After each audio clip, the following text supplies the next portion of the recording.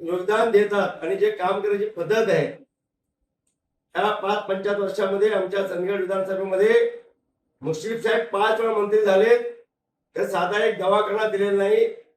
आणि जे 5 वेळा मंत्रिपद बघून कुठल्या नेत्यांनी, कोल्हापूरच्या पण नेत्यांनी, कुठलं चंदगड विधानसभेमध्ये कुठले कॉलेज नाहीत, कुठले इंडस्ट्री नाहीत, कुठला दवाखाना नाही, एक MBBS डॉक्टर नाहीत. आज सुद्धा आम्हाला एक डॉक्टरसाठी बेळगाव किंवा कोल्हापूरला जायला होते. याची मुश्रीफ साहेबांना खंत आणि लाज वाटली पाहिजे नेत्यांना. आणि चंदगडमध्ये काल येऊन तारा वन तारासाठी तुम्ही करता. आज कामाची सुरुवात मी बोलायला लागते तर बोलतो. मुश्रीफ साहेबांनी आमच्या जिल्ह्यामध्ये, कोल्हापूर जिल्हा स्वराज संस्था इलेक्शन मंत्री, आजरा चंदगड मध्ये महाविकास आघाडी म्हणजे शरद पवार गट, उबाटा गट, शिवसेना यांची युती केली. हे जग जाहीर आहे. इथे भाजपला कुठे विश्वास घेतलेला नाहीये.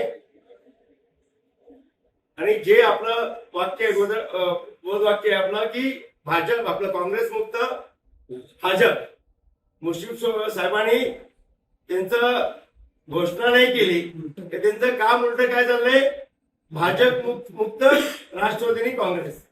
याच्यासाठी पक्षाचे नेते गांभीर्य घेतील तर मी पुराव्याशिवाय बोलत नाही.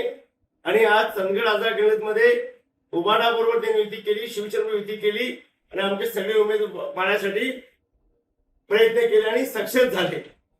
आणि त्याचबरोबर राधानगरीमध्ये, बुदरगडमध्ये राष्ट्रवादी काँग्रेस, त्याची शिवसेना उबाडा गट यांची युती केली. शाहूवाडी पन्हाळामध्ये उबाडा गट शिवसेनेची युती केली. करवीरमध्ये शेतकरी कामगार पक्षाचे माजी आमदार संपत बापू पाटील यांच्या मुलाला क्रांती संपत पाटील यांना राष्ट्रवादीच्या चिन्हावर उभे करून निवडून आणले. आजही ते शेकाप पार्टीचे काम करत आहेत. त्याचबरोबर तसेच आझाद चंदगड गणले जिथे काँग्रेस राष्ट्रवादीला मदत केली, तिथे काँग्रेसने राष्ट्रवादीच्या विरोधात उमेदवार नाही दिले. राधानगरी बुदरगडमध्ये राष्ट्रवादीचे उमेदवार काँग्रेसकडे पाठवून काँग्रेसच्या चिन्हावर उभे करून निवडून आणले. आणि राष्ट्रवादी काँग्रेसची स्थानिक विकास आघाडी ही मजबूत केली. आणि इथं कुठेही त्यांनी व्यक्तिधर्म पाळलेला नाहीये. म्हणून पक्ष काय तो निर्णय घेतील